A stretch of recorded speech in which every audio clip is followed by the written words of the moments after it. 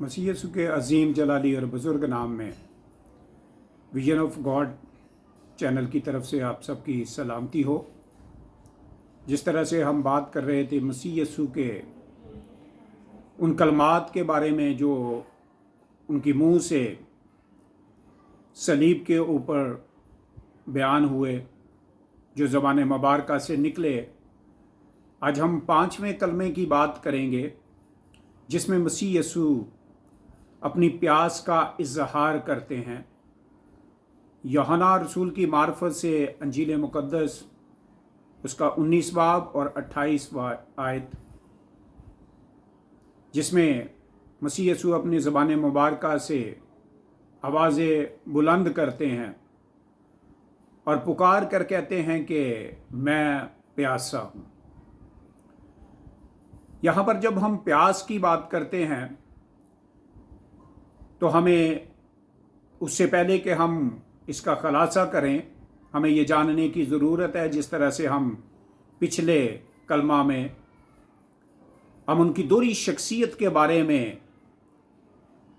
जान चुके हैं, समझ चुके हैं कि वो जिस्मानी तौर पर जिस्म के इतबार से तो वो इब्ने आदम है, जिसमें उसको भूख और प्यास और उनको थकावट जो है वो महसूस होती है और उसका बयान करते हैं। और वो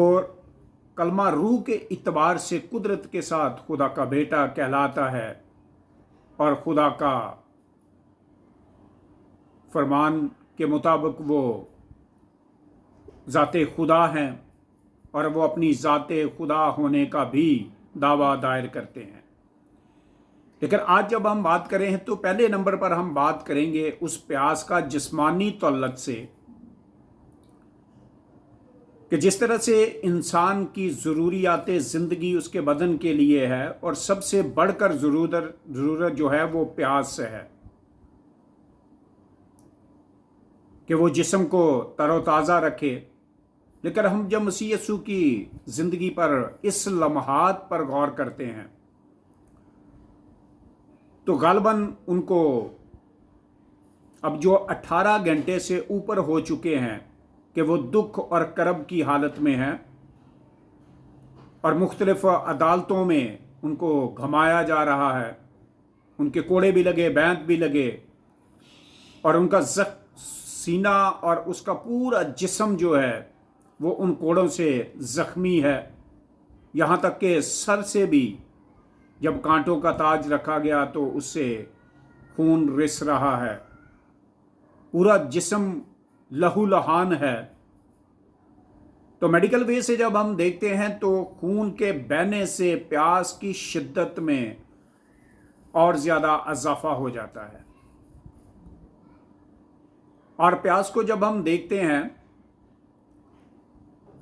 तो इसमें खून की कमी के सबब से जो शिद्दत में इजाफा होता है, तो उसको पूरा करने के लिए एक कतरे ब्लड की जगह पे 3 कतरे पानी के फिर जाके उस इंसान की प्यास कम होती है जो इस करब में से गुजरा हुआ हो। लेकिन मसीह यीशु इस सारे लम्हा में जब हम देखते हैं कि उसके पाँव में और हाथों में भी अब कील लग चुके हैं और ब्लड जो है वो जारी है, निकल रहा है, तो उसके बाद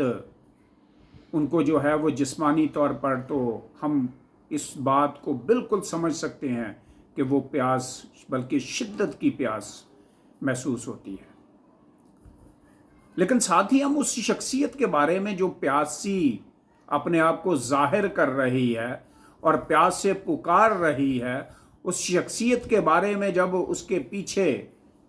उस जिस्मानी ज़िंदगी में जिसमें वो खिदमत में थे उसका ज़िक्र करते हैं, तो हमें वो मुख्तलिफ़ जगह पर हमें मिलते हैं जहाँ पर उनके बयान में हमें नज़र आता है कि वो खुद वो कहते हैं, पुकार कर कहते हैं कि अगर कोई प्यासा है तो मेरे पास आए, तो मुझसे वो पिए। ये हैकल का बयान है।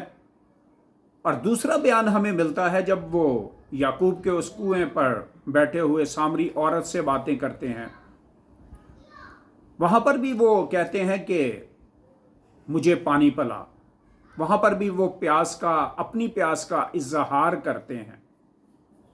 लेकिन हैकल के अंदर खड़े होकर वो इस तरह से पुकारते हैं कि अगर कोई प्यासा है तो मेरे पास आकर पिए। यहां पर हमें जो है वो जो पानी वो पिलाने को है, देने को है, वो रूहानी है जो हैकल में बयान किया जा रहा है। लेकिन वहां पर कुएं पर बैठे हुए जब अपनी प्यास का जिक्र करते हैं कि मैं प्यासा हूं, तो वहां पर हमें नजर आता है कि उसने गुफ्तगू तो की है, लेकिन हम ये नहीं देख रहे कि मसीह यीशु ने पानी पिया और फिर उसका शुक्रिया अदा किया कि मेरी प्यास बुझी है। बल्कि उससे पहले वो अपने शागिर्दों से खाने की बात करते हैं कि मुझे भूख लग रही है, और वो उसके लिए खाना लेकर आए हैं। और जब वो खाने के लिए वो कहते हैं कि उस्ताद खाना खा ले, तो मसीह यीशु फरमाते हैं कि मेरा खाना ये है, यानी कि जो वो कर रहे हैं वो उसकी खुराक है। और खुराक क्या है कि मैं बाप के काम को जो उसने मेरे सुपुर्द किया है उसको पूरा करूं। तो यहां पर पानी क्यों मांगा है उस औरत से? तो वहां पर भी हमें जिस्मानियत को आगे रखकर पीछे रूहानी जो उसकी जुस्तजू है वो नजर आती है। रूहानी बयान जो है वो हमें जो है वो सुनाई देता है। और वहां पर भी हम देखते हैं कि जब उस औरत से कलाम होता है, उससे बातें होती हैं, तो उस जिससे पानी मांगा था तो उसे कहा अगर तू जानती कि मैं कौन हूं तो तू मुझसे मांगती तो मैं तुझे जिंदगी का पानी देता। और फिर हम उस पानी को, वो कहती है कि तेरे पास तो कोई बर्तन भी नहीं है कि तू निकाल के दे सके, तो कौन से पानी की बात कहती है? तो मसीह यीशु से जिंदगी के पानी की जो है वो बात करते हैं। तो फिर वो इस बात का इकरार करती है कि आए उस्ताद, तू वो पानी मुझे पिला, मुझे दे, ताकि मैं हमेशा जो है वो अपनी हमेशा के लिए अपनी प्यास बुझा सकूं। और फिर होता क्या है, उस प्यास के सबब से जो मसीह यीशु ने वहां पर इजहार किया था, उस सबब से वो पूरा गांव, वो पूरा इलाका जो है वो मसीह यीशु की तरफ अमंड आता है, इकट्ठे हो जाते हैं। और यही मसीह यीशु की प्यास थी कि वो बाप का काम करना चाहते थे, कि जिस मकसद के लिए वो भेजे गए हैं वो मकसद पूरा हो। और वो यही चाहते थे कि वो अपनी पूरी कौम को इश्तिहार दे और बुलाए, और मैं उनको बाप का पैगाम दे सकूं। यहां पर भी एक मसीह यीशु ने बात जो कही थी मसलूबियत के बारे में पहले से, वहां पर लिखा है कि जरूर है कि इब्ने आदम को ऊंचे पर चढ़ाया जाए और वो सबके दिलों को अपनी तरफ खींच ले। यहां पर हमें ये प्यास जो है वो नजर आती है, क्योंकि जिस्मानी तौर पर जब उसने पुकारा तो उसको सिरके से भिगोकर उसको चसाया गया, लेकिन जब मसीह यीशु ने उसको चखा ही तो पिया नहीं है। और दूसरा, उसका अल्टरनेट पानी भी नहीं वहां पर के पानी दिया गया है। लेकिन प्यास क्या है? प्यास वही है जो उसने पहले से कहा था कि इब्ने आदम को ऊंचे पर चढ़ाया जाए और वो बहुत से लोगों के दिलों को अपनी तरफ खींच ले, लोगों को अपनी तरफ खींच ले। यही वो पुकार है जो आज के दौर के लिए, आज के लोगों के लिए भी है। वो चाहता है कि लोग उसकी तरफ मतवज्जे हों और जिस मकसद के लिए बाप ने उसको भेजा था वो मकसद पूरा हो। उस दौर के लोगों के लिए तो जो निजात पाने वाले थे उनके लिए तो पूरा हो गया। मसीह यीशु की प्यास वहां पर उसकी जो शिद्दत थी वो कम हुई, और वो कब कम हुई है جب اس کے شاگردوں کو روح القدس ملا اور وہ نکلے اور انہوں نے بہت سے لوگوں کو جا کر کلام سنایا، اور خدا کا روح جب نازل ہوا، پاک روح جب نازل ہوا، تو وہ جماعت میں روز بروز لوگوں کو جمع کرتا رہا۔ اسی طرح سے آج کے دور میں بھی اس دکھ، کرب اور مصیبت زدہ لوگوں کے درمیان خدا کی آج بھی پکار وہی پیاس کی پکار ہے، اور آج بھی وہ ہمیں پکار رہا ہے اور کہہ رہا ہے کہ ضرور ہے کہ بہت سے دلوں کو اپنی طرف وہ مائل کرے، اپنی طرف کھینچ لے، اس دنیا سے کھینچ لے، اس دنیا سے نکال لے، آزاد کرے۔ اور یہ آزادی اسی وقت ممکن ہے، یہ اسی وقت پورا ہو سکتا ہے جب ہم اس کی پیاس کی شدت کو سمجھیں، اور جب ہم سمجھنے کی کوشش کریں گے تو ہمارے اندر بھی ایک روح کی پیاس جو ہے وہ بڑھنا شروع ہو جائے گی،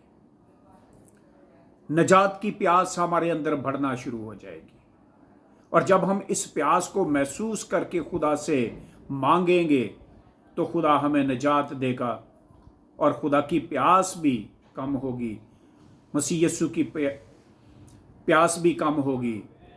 کیونکہ وہ چاہتا ہی یہی ہے کہ بہت ساری زندگیاں اس کی نجات میں شریک ہوں اور اس کی مصلوبیت سے برومند ہوں، اس کے مصلوب ہونے سے جو ہماری موت تھی اس کا مزہ وہ اس میں چکھیں، اس میں دیکھیں، تاکہ اس کی پیاس جو بھی آج سنتا ہے اس خوشخبری کو، اس نجات کے کلام کو، جب وہ نجات حاصل کرتا ہے تو اس شخص کے لیے اس کی پیاس کم ہوتی ہے۔ ہم فردن اجتماعی طور پر، کلیسیائی طور پر اگر ہم چاہتے ہیں کہ اس کی پیاس کم ہو تو ہمارے لیے ضروری ہے کہ اس کے کلام کو سنیں، اس کی طرف متوجہ ہوں، اور اس کی طرف متوجہ ہو کر اس کی پیاس کو کم کریں۔ آئیں اس میں ہم سب اپنا اپنا حصہ ڈالیں تاکہ اس کی پیاس کی شدت میں کمی ہو، اور ہم سب روز عظیم میں اس کے حضور میں کامل زندگی پانے والے ہوں۔ خداوند آپ کو برکت دے۔